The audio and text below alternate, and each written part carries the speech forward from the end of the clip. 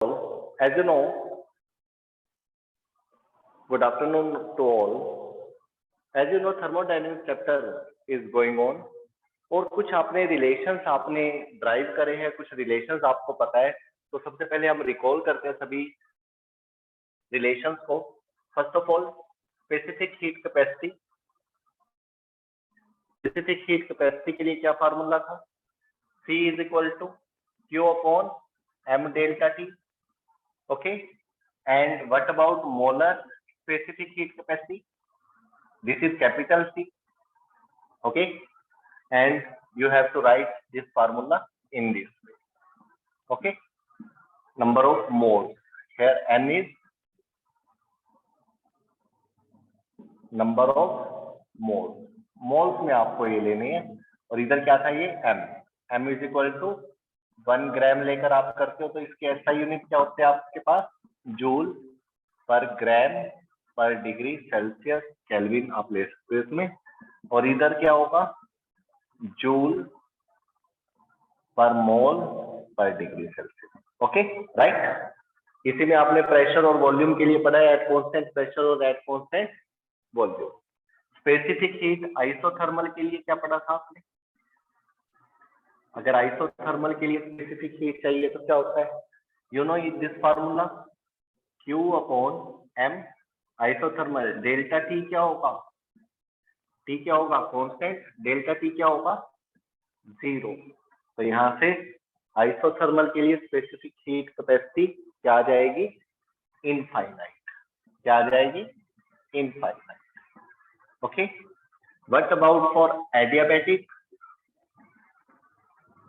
Adiabatic के लिए क्या होगा? Q इज इक्वल टू 0 होता है. फार्मूला जो मर्जी ले सकते हो आप इसमें, मोलर का भी और सिंपल स्पेसिफिक हीट कैपेसिटी का, no issue. Okay. Q is 0, then you will get the value 0. तो इसमें आपका 0 आ जाएगा. तो 0 से इंफिनिटी आपकी स्पेसिफिक हीट कैपेसिटी वेरी कर रही है यहाँ पर. उसके बाद और क्या फार्मूले थे? Cp upon Cv is what? Gamma. Cp minus Cv is what? Capital R. ठीक है. Specific heat capacity at constant pressure, constant volume. Okay. Molar के केस में क्या होगा? Cp, ये तो मोलर में था. Molar specific heat capacity difference.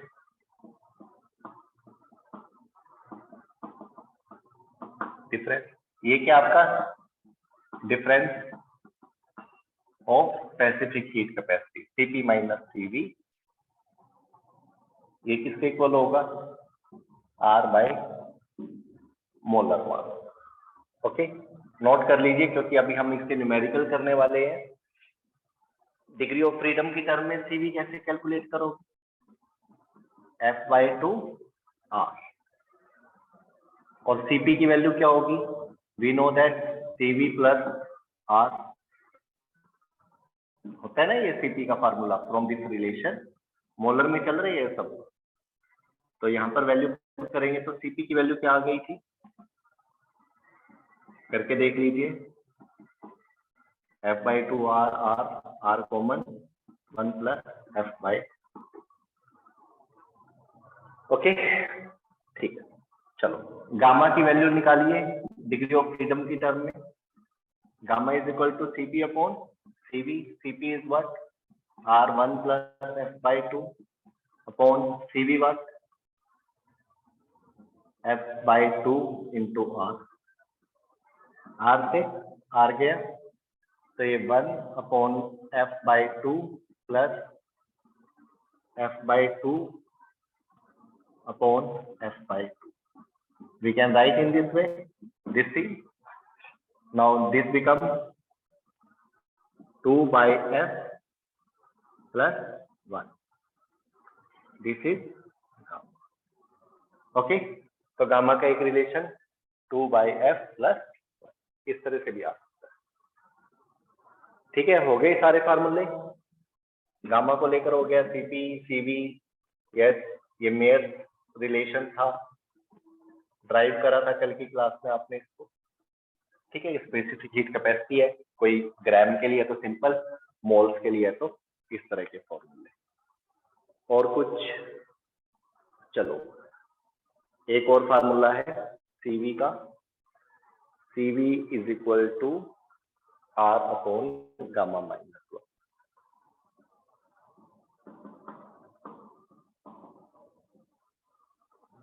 एक फार्मूला ये भी ड्राइव करा था हमने, सीवी इज इक्वल टू, करा था कैसे, सीपी सीवी आर, ये वाला रिलेशन ले लीजिए, डिवाइड करिए इसको सीवी से, सॉरी सीपी से, सीपी और सीवी, नॉट सीवी से, सीवी से डिवाइड कीजिए इसको, सीवी से CV cancel, CP upon CV is what, gamma, this one, this is R by CV, and from here CV become R upon gamma minus 1। ये देखिए, ये सारे रिलेशन आपको आने चाहिए ताकि आप न्यूमेरिकल सोल्व कर सके। नोट कर लीजिए सभी फार्मूलों को। और फर्स्ट लॉ से क्या था, फर्स्ट लॉ ऑफ थर्मोडायनेमिक्स, ये भी नोट कर लीजिए क्योंकि इसके ऊपर कंसेप्चुअल ज्यादा बनते हैं। First law of thermodynamics, you know very well, D Q is equal to D U plus D W, यही था। और कैसे लिख सकते हो इसको, D Q is equal to D U plus P D, okay, and D U is what, D U is change in internal energy, note करना है इसको, चेंज इन इंटरनल एनर्जी।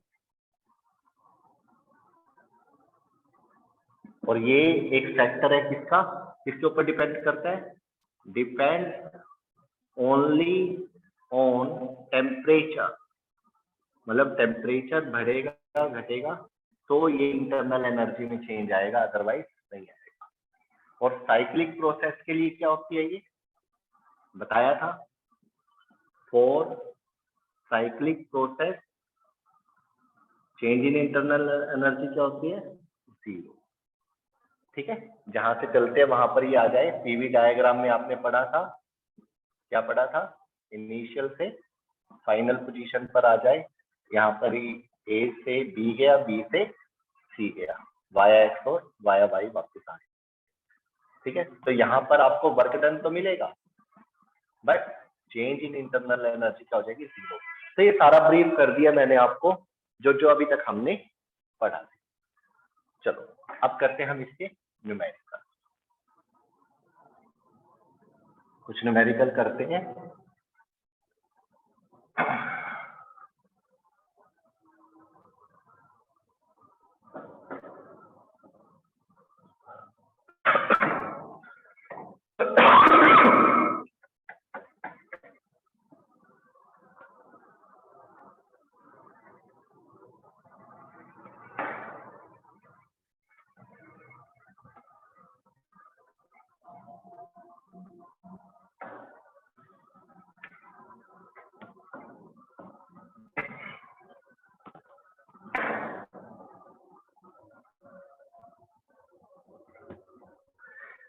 किसी भी फार्मूले का यूज कर लेंगे, ये जितने भी आपको लिखवाए गए हैं, तो न्यूमेरिकल नोट कीजिए।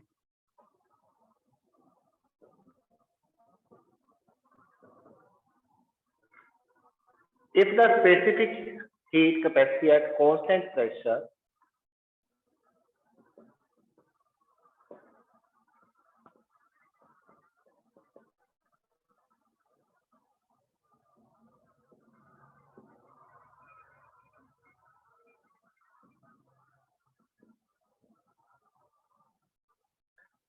अगर कोई हीट कैपेसिटी है कांस्टेंट प्रेशर पे for a gas is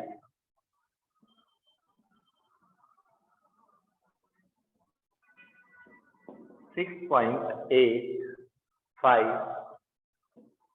calorie में गिवन है।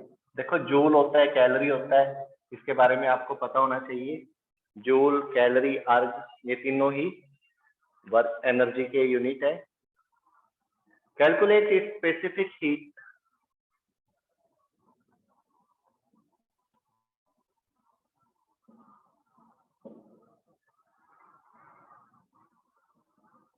specific heat capacity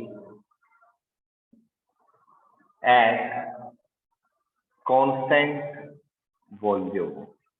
constant volume पर स्पेसिफिक हीट कैपेसिटी आपको फाइंड आउट करनी है।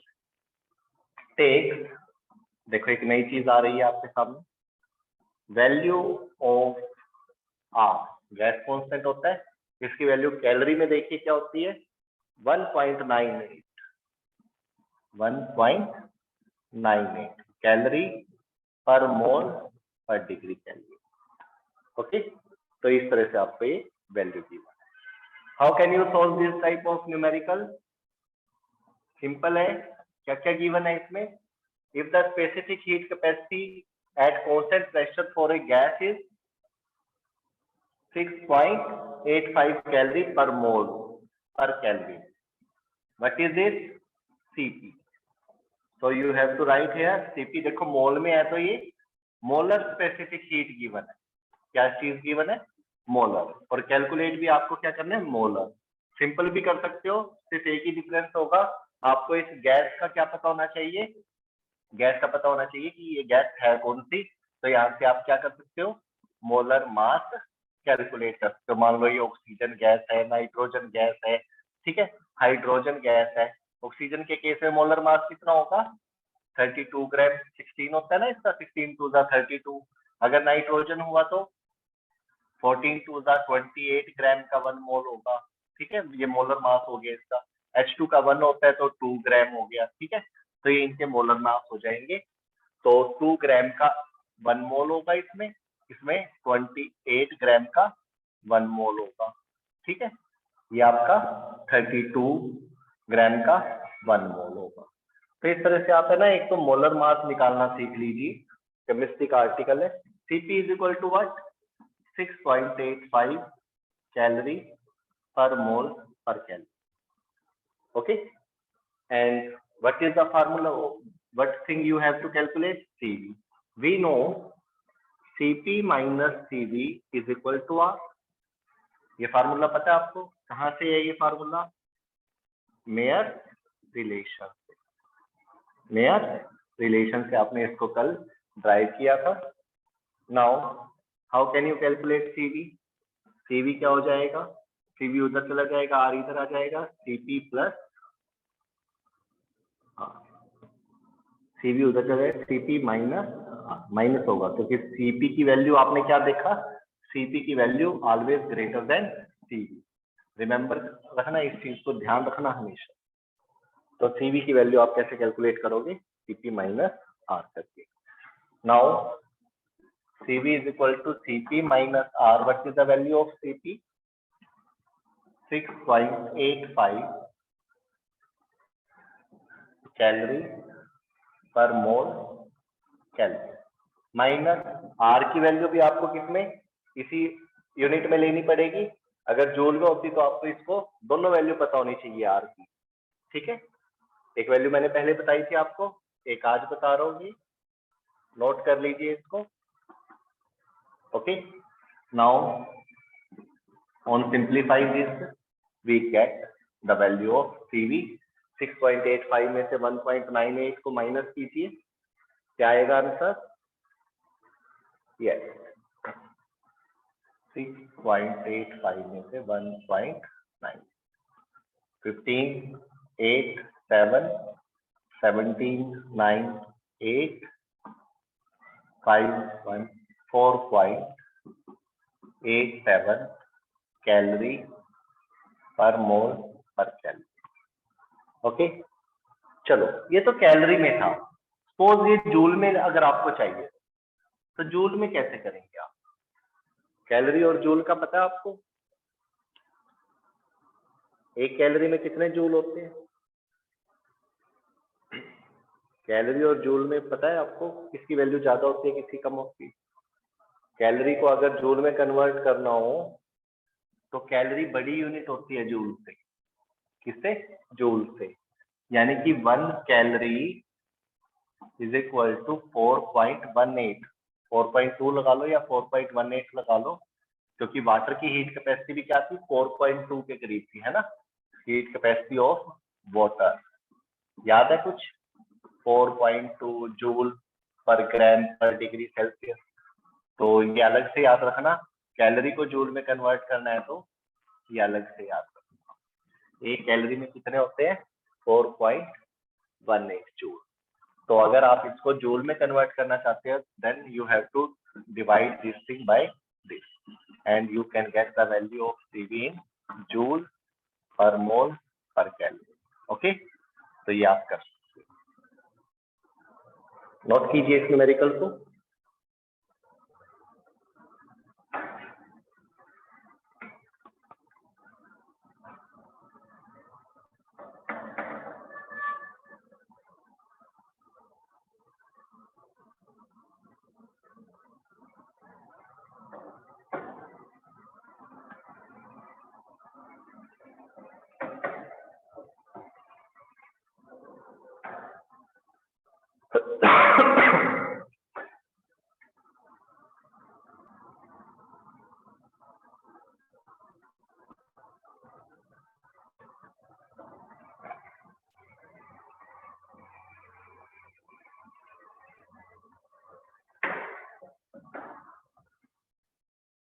चलो नेक्स्ट न्यूमेरिकल लिखते हैं।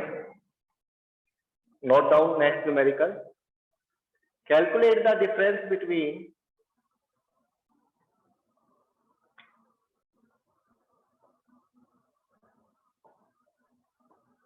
Numerical 2, calculate the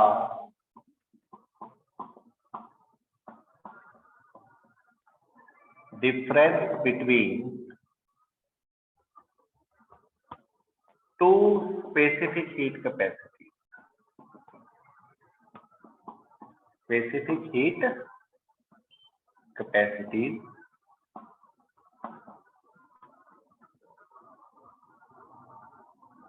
for 1 gram of nitrogen. For 1 gram of nitrogen gas.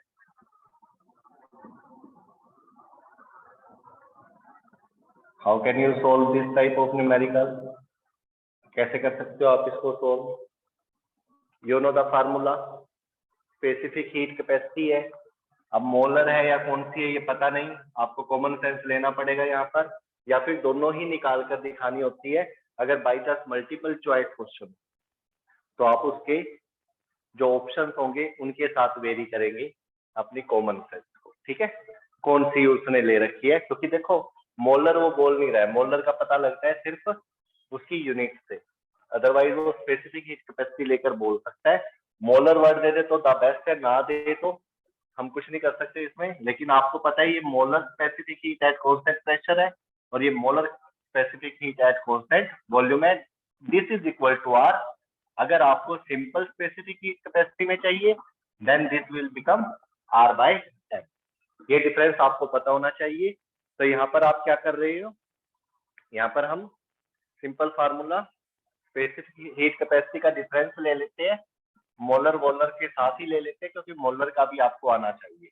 ये तो सिंपल ही है, डायरेक्ट कर दोगे आप इसको, तो ये लेना पड़ेगा आपको।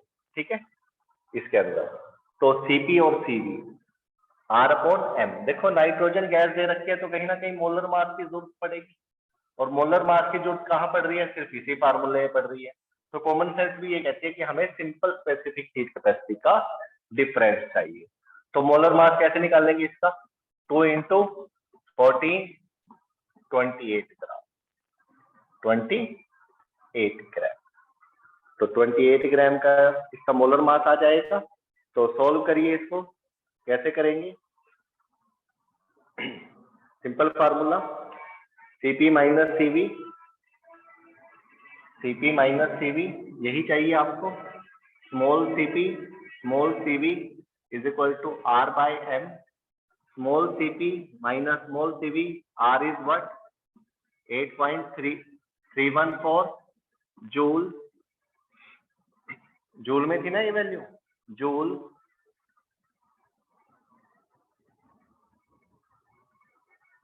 पर mole per kelvin, joule per mole per kelvin upon 28। 28 क्या है? Molar mass. 28 क्या है? Molar mass. तो सॉल्व कर दीजिए और आंसर आप ले सकते, ठीक है। You can calculate the answer. तो मोलर मास का भी काफी इंपॉर्टेंस रहेगा इन क्वेश्चन में। चलो नेक्स्ट क्वेश्चन करते हैं। If the ratio of two specific heat capacity of a gas is 1.5, next numerical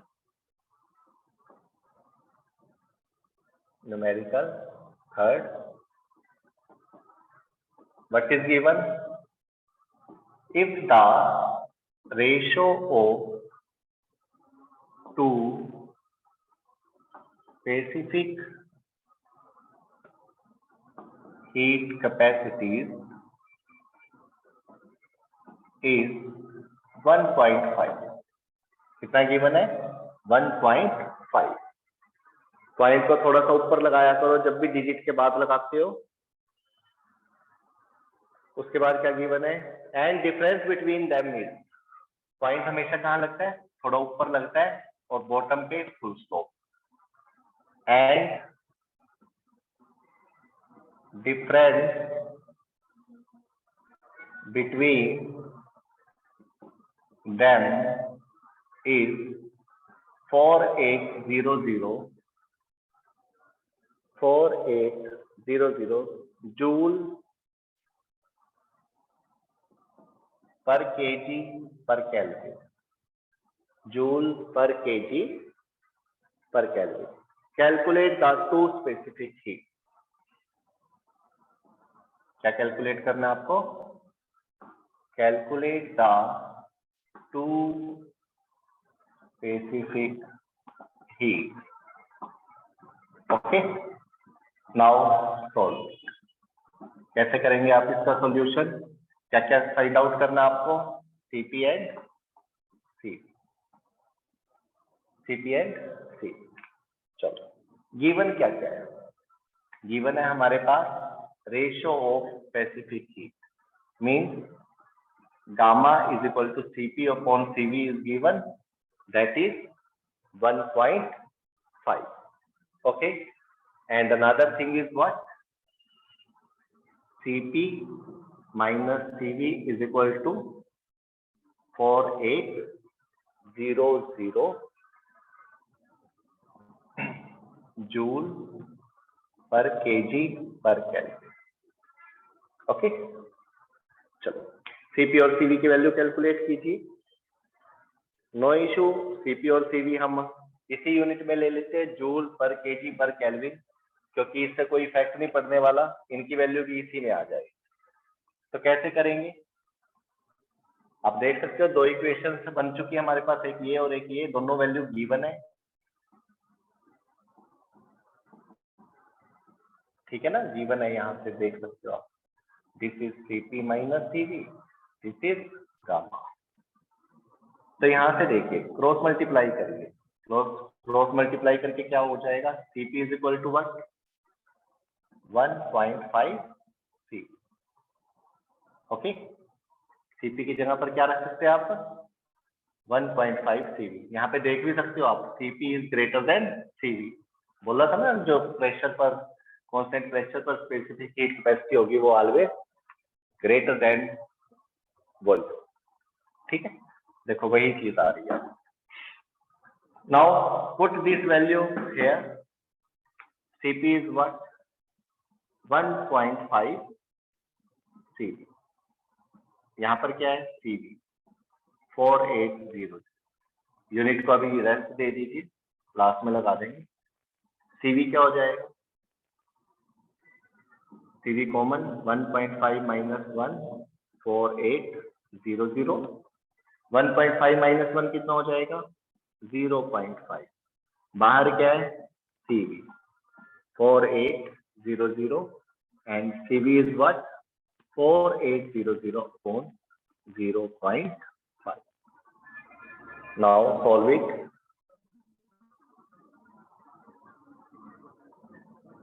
CV is equal to 4800 upon 5, 10 कहाँ चला जाएगा? ऊपर, 5 to the 10, 48 to the 96. So CV is here 9600 joule per kg per calorie.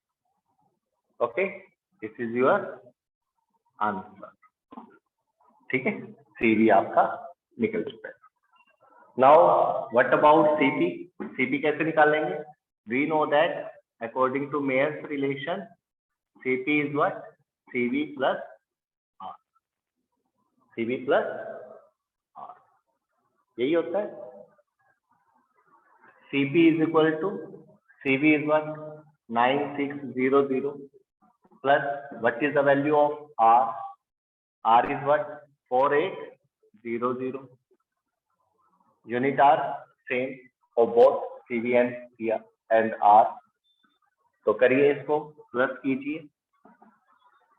0 0 8 6 14 1 10 4 144 joule per kg per calorie.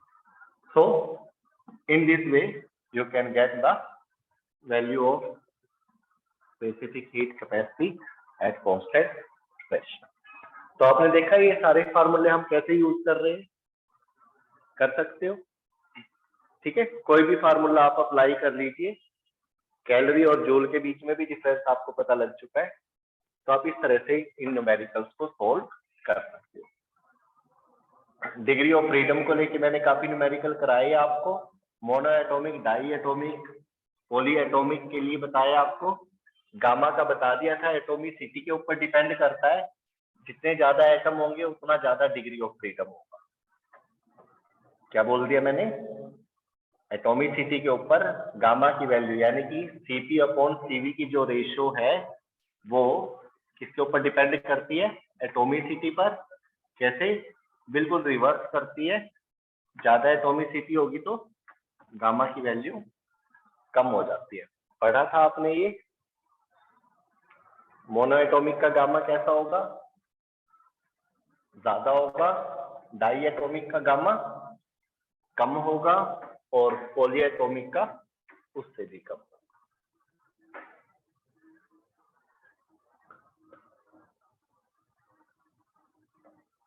उसको भी थोड़ा सा recall कर देता हूं.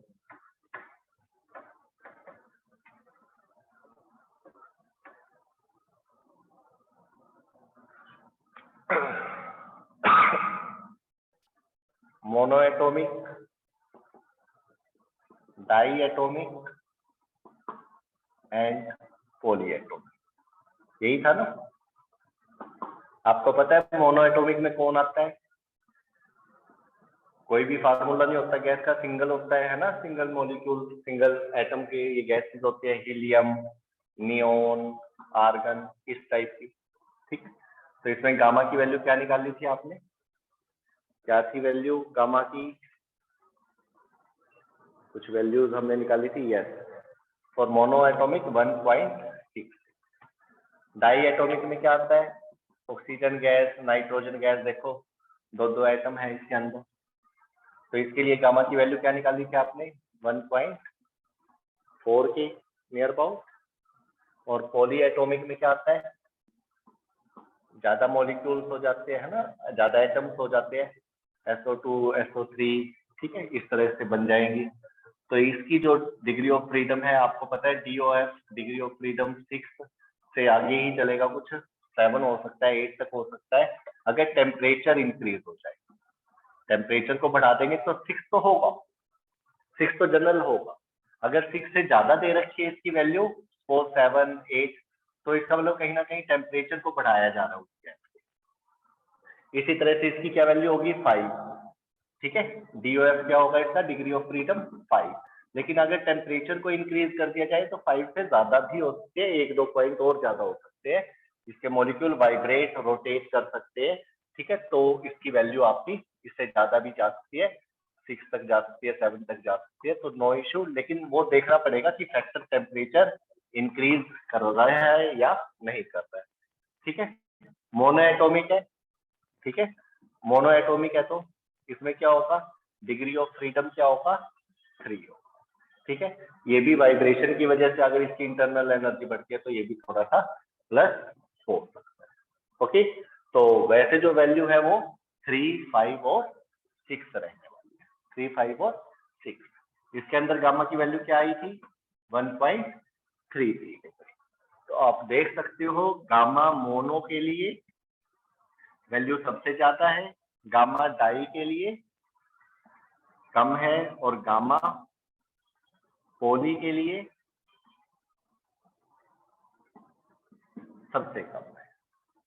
तो अगर देखा जाए तो एटोमिसिटी के लिए क्या कहोगे आप? एटोमिसिटी किसके अंदर ज्यादा एटम है? एटम सबसे ज्यादा इसके अंदर है, तो सबसे ज्यादा एटम है तो एटोमिसिटी पोली एटोमिसिटी ज्यादा है, बट गामा क्या है? कम। तो यहाँ से आप देख सकते हो, इस चीज को नोट कर लीजिए, एटोमिसिटी के ऊपर डिपेंड करता है। Gamma mean CP upon CV ratio depend on the atomicity of gas.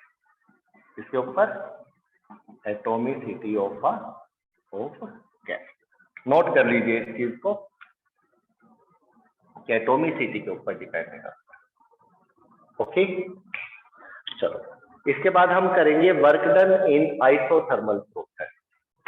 Derivation है एक,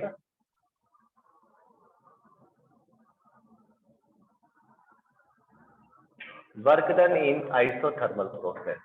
यू नो आइसोथर्मल प्रोसेस क्या होता है? जिसमें टेम्परेचर कांस्टेंट होता है, टेम्परेचर कांस्टेंट होगा और उसके अंदर क्या होना चाहिए? वर्क डन होना चाहिए। वर्क डन कब होगा? PdV जब नॉन जीरो होगा।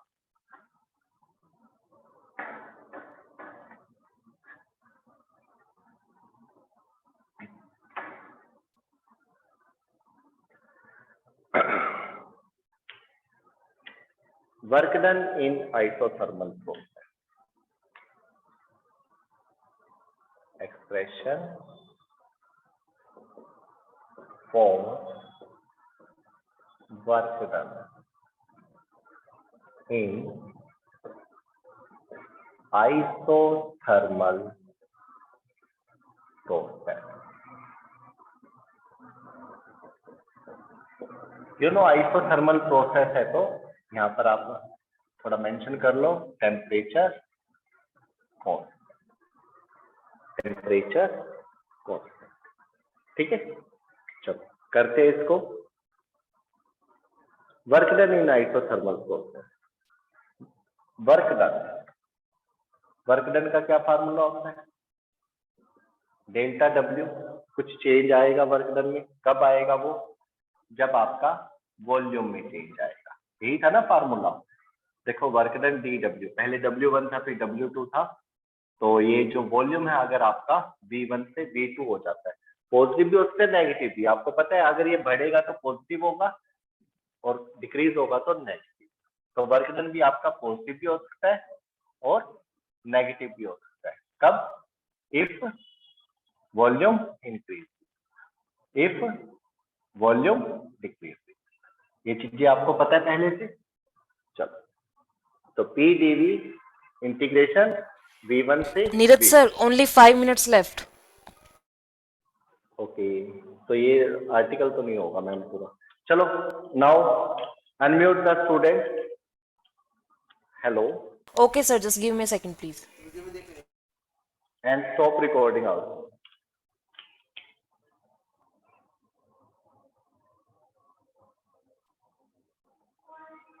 Hello, Yes sir, I'm doing.